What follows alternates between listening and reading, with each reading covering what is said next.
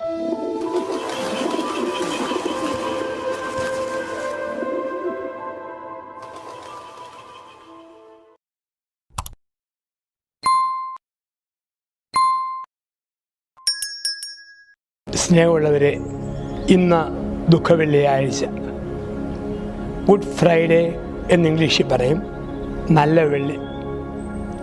ലോകം ദൈവത്തിൻ്റെ സ്നേഹം അനുഭവിച്ച ഒരു നല്ല ദിവസം അവിടെ ഗുഡ് ഫ്രൈഡേ ആണ്.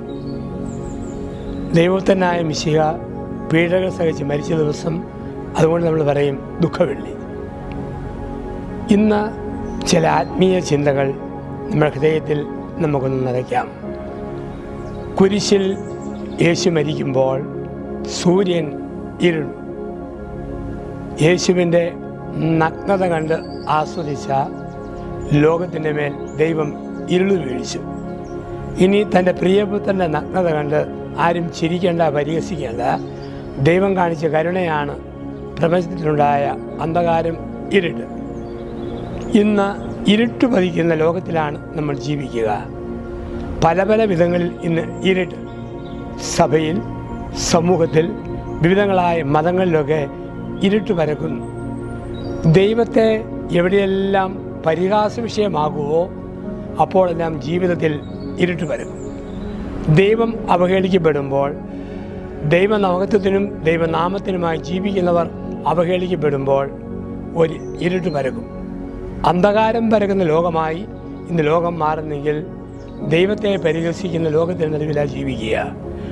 അത് കൊറോണ വൈറസായി, കോവിഡ്-19 ലോകത്തിൻ്റെ മേൽ അന്ധകാരത്തിൻ്റെ പുതപ്പ് വിരിക്കുന്ന നാളുകൾ അതാണല്ലോ ഈ കാലഘട്ടം.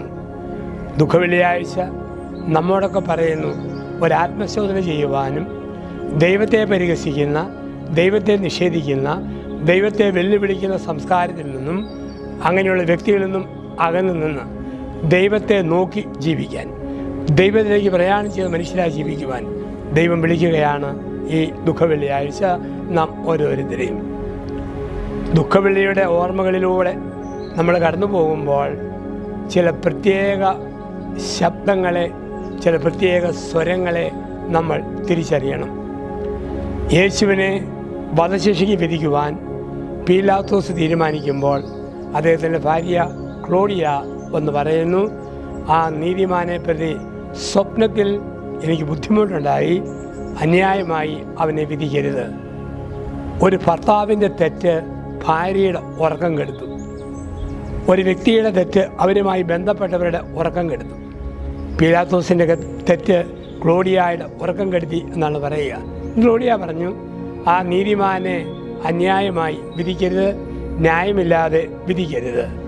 ഇത് ദുഃഖവെള്ളിയിൽ നമ്മളെ ഓർമ്മിപ്പിക്കുന്ന ഒരു ശബ്ദമാണ്, തിരുത്തുന്ന ശബ്ദം. ലോകത്തിൽ ആർക്കെങ്കിലും തെറ്റുപറ്റുമ്പോൾ ദൈവം തിരുത്തും. മാതാപിതാക്കളിലൂടെ, ജീവിത പങ്കാളിയിലൂടെ, വൈദികരിലൂടെ, സമർപ്പണത്തിലൂടെ, നമ്മളെക്കാൾ അല്പം കൂടുതൽ ജീവിച്ച മനുഷ്യരിലൂടെ ദൈവം നമ്മളെ തിരുത്തും. ആ തിരുത്തൽ കേൾക്കുമ്പോൾ സന്തോഷത്തോടെ സ്വീകരിക്കാൻ പറ്റുമോ, അതോ അത് സ്വീകരിക്കാതെ പീലാത്തോസിനെ പോലെ നമ്മൾ നമ്മുടെ വഴിക്ക് പോകുമോ? ദൈവം അവസരങ്ങൾ തരുന്നവനാണ്. തിരുത്തുന്ന ഓരോ അവസരവും വീണ്ടും വിചാരത്തിന്, പുതിയൊരു തിരഞ്ഞെടുപ്പിനുള്ള ഒരവസരമാണ്. ക്ലോഡിയ തിരുത്തി, പീലാത്തോസ് അത് കേൾക്കുന്നില്ല. നമ്മളും ഒന്ന് പരിശോധിക്കുക. ഈ ദുഃഖവെള്ളിയാഴ്ച നമ്മളെ തിരുത്തുന്ന ഒരുപാട് പേരുണ്ട്. നന്മയുടെ തിരുത്തലുകൾ, സ്നേഹത്തിൻ്റെ തിരുത്തലുകൾ, പുത്തനായ ജീവിതം ക്രമീകരിക്കാനുള്ള തിരുത്തലുകൾ. ആ തിരുത്തലുകളെ സ്വീകരിക്കുന്നവരാണോ തിരസ്കരിക്കുന്നവരാണോ നാം? ഒരാത്മശോധനയ്ക്ക് ഈ ദുഃഖവെള്ളി നമ്മൾ വിളിക്കുന്നു. രണ്ടാമതൊരു ശബ്ദം കൂടി നമ്മൾ കേൾക്കുന്നുണ്ട്. അത് ഓർമ്മപ്പെടുത്തലിൻ്റെ ശബ്ദമാണ്. യേശുവിൻ്റെ പീഡാനുഭവങ്ങളിൽ ഓർമ്മപ്പെടുത്തലിൻ്റെ ഒരു ശബ്ദം മർക്കോസിൻ്റെ സുവിശേഷം 14-ാം അധ്യായത്തിൽ 52 മുതൽ വാക്യങ്ങളിൽ നമ്മൾ വായിക്കുന്നു. യേശുവിനോടൊത്ത് സഹിക്കേണ്ട, യേശുവിനോടൊത്ത് കുരിശ് വഹിക്കേണ്ട പത്രോസ് തീ കാഞ്ഞുകൊണ്ടിരുന്നു. തീ കാഞ്ഞപ്പോൾ പരിചാരകന്മാരിൽ ഒരുവൾ വന്ന് പത്രോസിനെ ഓർമ്മിപ്പിച്ചു, നീ തീ കായുകയാണോ? നീയും നസസിലെ തച്ചൻ്റെ ശിഷ്യനല്ലേ? ഗുരുവിനെ സഹിക്കാൻ വേണ്ടിയിട്ട് ശിഷ്യൻ സുഖിക്കാൻ പോയി. ക്രൈസ്തവരായ നമ്മൾ കഴുത്തിൽ കൊന്തയിടും, മാലയിൽ കുരിശിടും. പക്ഷെ ജീവിതത്തിൽ സുഖത്തിൻ്റെയും മേളത്തിൻ്റെയും ആഘോഷത്തിൻ്റെയും വഴിയെ നടക്കുമ്പോൾ തമ്പുരാൻ ചോദിക്കും, നീ ഒരു ക്രിസ്ത്യാനിയല്ലേ? യേശുവിൻ്റെ നാമം വഹിക്കുന്നവനല്ലേ?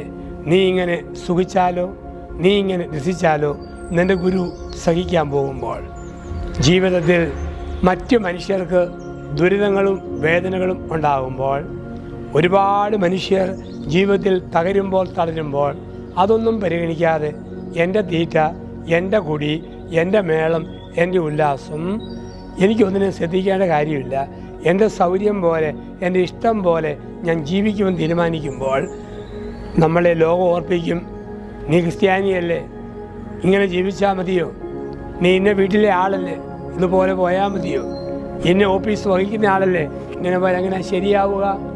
അപ്പോൾ ഓർമ്മിപ്പിക്കുന്ന ശബ്ദങ്ങൾ ദൈവം നമുക്ക് തരും. ഏത് തെറ്റ് പറ്റുമ്പോഴും ആരെങ്കിലുമൊക്കെ നമ്മളെ ഓർമ്മിപ്പിക്കാൻ കടന്നു വരും. ദുഃഖവെള്ളി നമ്മളെ പഠിപ്പിക്കുന്നു, ഓർമ്മിപ്പിക്കുന്ന ശബ്ദങ്ങൾക്ക് കാതു കൊടുക്കണം. നമ്മളെ ഓർമ്മപ്പെടുത്തുന്ന ശബ്ദങ്ങൾക്ക് കാതു കൊടുക്കണം. വീണ്ടും മൂന്നാമതൊരു ശബ്ദം കൂടി നമ്മൾ കേൾക്കുന്നുണ്ട്. മൂന്നാമത്തെ ശബ്ദം എന്ന് പറയുന്നത് പ്രകൃതിയുടെ ശബ്ദമാണ്. പ്രകൃതിയുടെ ശബ്ദം അതാണ് കോഴി കൂവി. കോഴി കൂവി, പൂവങ്കോഴിയുടെ ഒരു ശബ്ദമാണ് നമ്മൾ കേൾക്കുക. കോഴി കൂവി. എന്താണ് കോഴി കൂവുക? ഒരു വീട്ടിലെ കോഴി കൂവിയാൽ നാട്ടിലെ കോഴി മൊത്തം കൂവും എന്ന് പറഞ്ഞാൽ പ്രപഞ്ചം ഉണർന്നു. പ്രപഞ്ചം ഉണർന്നു. ജീവിതത്തിൽ ദൈവം ചില ശബ്ദങ്ങൾ നമുക്ക് തരും. പ്രപഞ്ചത്തിലെ ശബ്ദങ്ങൾ നമ്മൾ ശ്രദ്ധിക്കാൻ വേണ്ടിയില്ല. COVID-19 വന്നപ്പോൾ പ്രകൃതിയുടെ ശബ്ദമാണ്. ആ ശബ്ദം പറയുന്നു, അല്പം കൂടെ ശ്രദ്ധിച്ച്, അല്പം കൂടെ പുനർക്രമീകരിച്ച് യാത്ര മുമ്പോട്ട് കൊണ്ടുപോകണം. അതാണ് COVID-19 നമ്മോട് സംസാരിച്ച ഒരു ശബ്ദം. ചിക്കൻ ഗുനിയ വന്നപ്പോൾ വീണ്ടും സംസാരിച്ചു, അല്പം കൂടെ ചിട്ട, വൃത്തി, വേസ്റ്റ് മാനേജ്മെൻറ്റ് അല്പം കൂടെ ശ്രദ്ധിക്കണം. പ്രപഞ്ചത്തിൻ്റെ മറ്റൊരു ശബ്ദം. പ്രളയം വന്നപ്പോൾ വേറൊരു പ്രപഞ്ചത്തിൻ്റെ ശബ്ദമാണ്, പ്രകൃതിയുടെ ശബ്ദമാണ്. മരം വെട്ടി മാറ്റിയാൽ, പാറക്കൂട്ടങ്ങൾ വെടിവെച്ച് തകർത്താൽ മണ്ണിടിയും, ഉറവക്കണികൾ വറ്റും. വീണ്ടും കൊടും വരൾച്ച വരുമ്പോൾ മറ്റൊരു പ്രകൃതിയുടെ ശബ്ദമാണ്. എല്ലാ സ്ഥലങ്ങളും ടൈൽസ് ഇട്ട് നികത്തിയാൽ, എല്ലാ വെള്ളത്തിൻ്റെ ചാനലുകളും അടച്ച് ഭദ്രമാക്കിയാൽ പ്രപഞ്ചത്തിൽ ഒരു ദുരന്തമുണ്ടാവും എന്ന് പഠിപ്പിച്ചു പ്രപഞ്ചത്തിൻ്റെ ശബ്ദം. ദുഃഖവെള്ളിയാഴ്ച ഈ ശബ്ദങ്ങളെ ശ്രദ്ധിക്കാൻ നമുക്ക് കഴിയട്ടെ. പ്രകൃതിയുടെ ശബ്ദം, തിരുത്തലിൻ്റെ ശബ്ദം, ഓർമ്മപ്പെടുത്തലിൻ്റെ ശബ്ദം. ഈ ശബ്ദങ്ങൾക്ക് അവസാനം കാൽവരിയിൽ ഉയർന്ന ഒരു ശബ്ദം, ദുഃഖവെള്ളിയാഴ്ച കേൾക്കുന്ന കാൽവരിയിലെ ശബ്ദം. പിതാവേ, നിൻ്റെ കരങ്ങളിൽ എൻ്റെ ആത്മാവിനെ സമർപ്പിക്കുന്നു. ഇന്ന് രാത്രി നീ എന്നോടുകൂടി പർദീസയിലായിരിക്കും. ഇതാണ് കാൽവരിയിൽ ഉയർന്ന ഒരു ശബ്ദം. ഇന്ന് രാത്രി നീ എന്നോടുകൂടി പർദീസായിൽ ആയിരിക്കും. കുരിശ്, 3 കുരിശുകൾ കാൽവരിയിൽ ഉയർന്നു. ഒന്ന് പ്രതിഷേധത്തിൻ്റെ കുരിശ്, ദ ക്രോസ് ഓഫ് റിബല്യൺ. അത് ഇടതുവശത്തെ കള്ളൻ്റെ കുരിശ്. നിന്നെയും ഞങ്ങളെയും രക്ഷിക്കുക, നീ രക്ഷിക്കുക. 2 അനുതാപത്തിൻ്റെ കുരിശ്, വലതുവശത്തെ കള്ളൻ. ഇവൻ നീതിമാന, നമ്മൾ തെറ്റുകാരാ, നമ്മളിത് അർഹിക്കുന്നതാണ്. ഇതാണ് വലതുവശത്തെ കള്ളൻ്റെ കുരിശ്. നടുക്കൊരു കുരിശ്, ദ ക്രോസ് ഓഫ് റിഡംപ്ഷൻ, വീണ്ടെടുപ്പിൻ്റെ കുരിശ്. വീണ്ടെടുപ്പിൻ്റെ കുരിശ്. നിശ്ചയമായും ഇന്ന് രാത്രി നീ എന്നോടുകൂടി പർദീസയിൽ ആയിരിക്കും. ജീവിതത്തിൽ ഈ സ്വരം കേട്ടപ്പോൾ, കുരിശിൽ കിടന്ന് ക്ഷമിക്കുന്ന ഒരു പ്രാർത്ഥന കേട്ടപ്പോൾ കള്ളന് പോലും മനസ്സിലായി ഇത് ഒരു പ്രത്യേക വ്യക്തിയാണ്. ഇടതുവശത്തെ കള്ളൻ്റെ പ്രത്യേകത, അവൻ കർത്താവിൽ പോലും കള്ളനെ കണ്ടു. അവനെയും യേശുവിനെയും ഒരുപോലെ കണ്ടു. കർത്താവിൽ പോലും കള്ളനെ കണ്ട ഇടതുവശത്തെ കള്ളൻ. വലതുവശത്തെ കള്ളൻ അവൻ്റെ തെറ്റും കണ്ടു, കർത്താവിൻ്റെ നന്മയും കണ്ടു. സ്വന്തം തെറ്റും കണ്ടു, അവൻ്റെ നന്മയും കണ്ടു. നടുവിലത്തെ കുരിശിൽ കള്ളനെ പോലും നല്ലവനെ കണ്ടു. അപ്പോൾ കർത്താവിൻ്റെ പർദീസ കള്ളനിലേക്ക് പടർന്നു. ഇന്ന് രാത്രി നീ എന്നോടുകൂടി പർദീസയിലായിരിക്കും. ദുഃഖവെള്ളിയുടെ ഈ ശബ്ദങ്ങളെ തിരിച്ചറിയാം. ക്രിസ്തുവിൻ്റെ വഴിയിലൂടെ നമുക്ക് നടക്കാം. അങ്ങനെ നടന്ന് കുരിശിലെ ശബ്ദം കേൾക്കാൻ നമുക്കും ഇടയാകട്ടെ. ഇന്ന് രാത്രി നീ എന്നോടുകൂടി പരദീസയിലായിരിക്കും. ആമേൻ.